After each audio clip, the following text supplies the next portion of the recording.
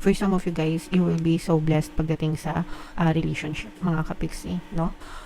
Yan yung parang core ng blessings mo.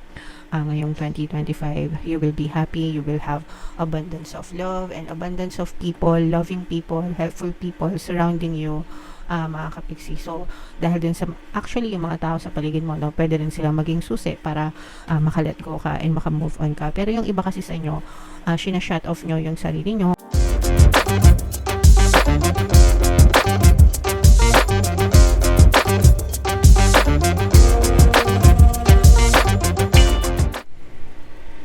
Hello guys, hello Leo, welcome back to Pinay Pixie Tarot. Ang pamagat ng episode natin for tonight is blessings sa 2025. Mga kapixie, titingnan natin yung blessings na paparating sa inyo or mga pwede nyo ma-experience ngayong taon ng 2025. Unahin natin to guys, pakinggan muna natin yung mga mensahe sa inyo ng inyong mga gabay, mga kapixie.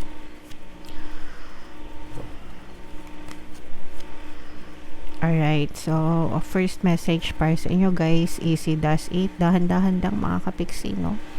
Huwag masyadong magpakahirap, huwag masyadong magseryoso, huwag masyadong madaliin yung mga proseso ng buhay, yung mga pinagdadaanan natin sa buhay, mga kapiksi, yung mga gusto nating marating. Sometimes kapag nagmamadali tayo, tas kapag wala tayong nakitang resulta, doon na pumapasok yung mga frustrations, yung mga disappointments, no? Always remember na it will be given to you.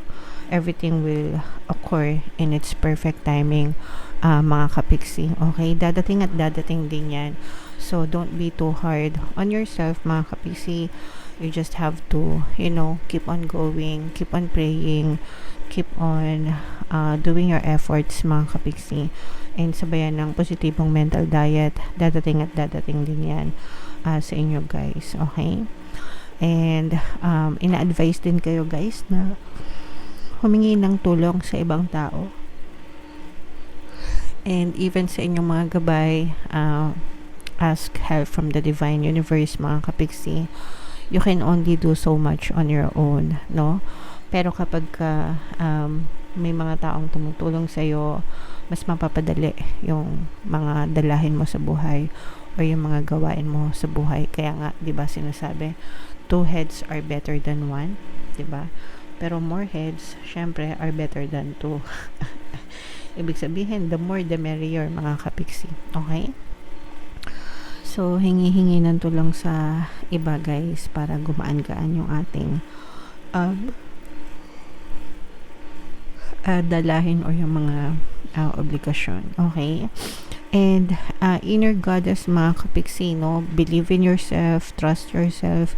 You can do it. Kayang-kaya nyo yan. Mga kapiksi, the power is within you, not outside of you. Okay? Yung totoo mong kapangyarihan, yung totoo mong lakas, yung totoo mong galing ay manggagaling sa iyo. Ikaw ang susi sa tagumpay at ikaw din ang susi sa failure mo, mga kapiksi. Pero kapag naniniwala ka sa sarili mo, inaalagaan mo yung sarili mo, and you appreciate yourself and your divinity, you can be, do, and have anything in this world. Kahit ano, mga kapiksi, kayang-kaya mong ma-achieve sa buhay mo. Alright? So, napakaganda ng mga mensahe sa iyo, Leo, ngayong taon ng 2025. Shuffle natin to guys. Tingnan natin yung mga blessings na paparating sa inyo ngayong taon. Habang sinashuffle ko to, panoorin nyo muna yung video natin regarding sa ating paano mag-manifest ng abundance video course. Kapiksi, sawa ka na ba sa mga struggles at hirap sa buhay mo? Masipag ka ba at masikap sa buhay ngunit hindi ka pa rin umaasenso? Ilang beses ka na bang nag-attempt magnegosyo at mag-invest pero palagi ka pa rin nalulugi? Sa pagkakataon na ito ay maaaring may subconscious beliefs ka na nagiging balakid sa iyong pag-unlad at pagyaman. Introducing, paano mag-manifest ng abundance video course. Dito ay matututunan mong ma-overcome ang mga balakid mo para tuluyan ka ng umunlad, umasenso, sumagana, maging matagumpay, successful at maswerte sa iyong kabuhayan, pera, trabaho, negosyo, salapi at kaperahan ng bonggang-bongga. Dali, mag-send na ng email sa pinoypixie@gmail.com at simulan na ang iyong pagyaman ngayon.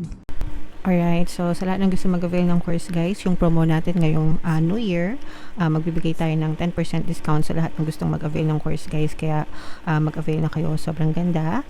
And meron din tayong bagong course guys, paano mawala ang third party at magkaroon ng harmonious na relationship para mawala yung mga kabit na mga jowa nyo guys. 20% discount yan until January 31 din, or 10% discount. So mag-avail na kayo guys. So, Leo guys, kayo ay represent ng Queen of Wands. Ito yung ating blessings energy mga kapigsi. This is both negative and positive guys. Yung negative na energy, yun yung mga balakid sa blessings nyo. And kailangan natin marinig yun mga kapigsi para ma-overcome nyo. Mapagtagumpayan nyo yung mga negative energies na yun para mahatak nyo yung blessings. So, ang nakikita nating balakid sa mga blessings nyo is yung pag-overthink nyo mga kapiksi, okay? Yung mga stress nyo, yung mga worries nyo, yung mga anxieties nyo, yung mga disappointments nyo, you have a lot of regrets in the past, no? Marami kayong pinagsisisihan sa nakaraan mga kapiksi, and for some of you, you are trapped, no? Na-trap kayo, na-stuck kayo dun sa mga past circumstances nyo, na nahirapan kayo maka-move on, nahirapan kayo maka-move forward, and nag-aano siya guys, kumbaga parang nagtatambak siya ng negative emotions nyo, and yung mga negative emotions na yun yung nagiging balakid sa mga pagpasok ng blessings sa buhay nyo. So, you have to learn to let go, move on, mga kapiksi, face the reality. Kumbaga, magbabay na kayo doon kasi it's all part of your past. It's all in the past, mga kapiksi. And you don't want to be stuck, no? Ayaw mo ma-stuck sa past kasi wala talagang mangyayari sa buhay mo kapag hindi kayo nakalet go. So, sa mga naka-resonate guys, that message is for you. Learn to let go para ma-enjoy nyo yung blessings sa present. Kasi for some of you guys, you will be so blessed pagdating sa relationship, mga kapiksi, no? Yan yung parang core ng blessings mo.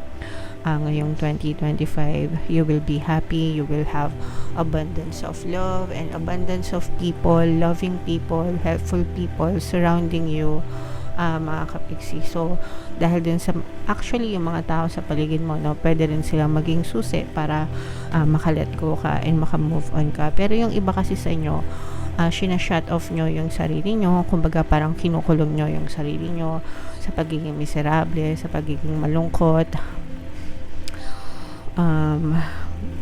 Perhaps yung iba sa inyo parang paulit-ulit na sirang plaka, mga kapiksi, and we understand that, no? Naintindihan natin yung ganong klaseng pain, mga kapiksi, especially if sariwa pa sa inyo yung mga memories of the past na sometimes kahit na matagal na, parang kailan lang, no? But you really have to let go of those and appreciate yung mga tao na nasa paligid mo because they are your blessings, mga kapiksi. No, magpasalamat ka dahil maraming tao yung tutulong sa'yo. Magpasalamat ka dahil may mga tao na handang nandyan palagi every time na kailanganin mo sa kanila sila. You will have very loyal friends and loyal people surrounding you, mga kapiksi. Actually, sila din, makakatulong din sila sa inyo. They will play a big part, especially, let's say, for example, nagnenegosyo ka or may balak ka na magnegosyo, no? Yung mga tao sa paligid mo, malaki yung magiging tulong nila para lumaki or lumago yung business mo. There will be people helping you talaga, no? So, yun talaga yung blessings mo, mga kapiksi, yung mga tao sa paligid mo na tutulungan ka para makaangat, para maka-move on, okay? May mga matatapos na chapter, may mga mag-e-end na cycle sa buhay mo. So, kailangan mo ng yung mga nag-end na cycles, mga kapiksi, bitawan mo na yon and i-welcome mo itong mga bagong cycle na to sa kaperahan, guys, and wag mong pasakitin yung ulo mo. Actually, yung iba sa inyo nagkakaroon kayo ng isa pa sa mga balakid nyo is yung pagkakaroon ng conflicting thoughts, no? Ibig sabihin, hindi kayo makapag-decide, nagko-conflict ka minsan gusto mo to, minsan gusto mo naman yung iba or yung isa, ganyan. So yung pagiging indecisive, ibig sabihin ng indecisive, hindi makapag-desisyon. And parang naglilimbo kayo, sisiso, 'di ba yung siso pag ganun lang, taas baba, pero wala talagang pinupuntahan, mga kapiksi. So kailangan mo maging, kumbaga, desidido, no, kung ano ba talaga yung gusto mo. Stick with it, mga kapiksi, no, stick with it. And yeah, may mga bagong opportunity din, no, new opportunities. You will be blessed with new opportunities. This is more on business actually, no. Yung nakikita natin, mga kapiksi, na mga blessings is more on business or investment. Sa trabaho, wala tayong masyadong nakikita na mga blessings sa trabaho, probably because it's already a fixed income, no. So kung may mga trabaho kayo, mahalin nyo lang yung trabaho nyo, no, and ipagpasalamat nyo na may trabaho kayo. Yung iba, pwede magkaroon ng bagong trabaho, guys. Kung wala pa kayong mga trabaho ngayon, you will be blessed with new income opportunities, mga kapiksi.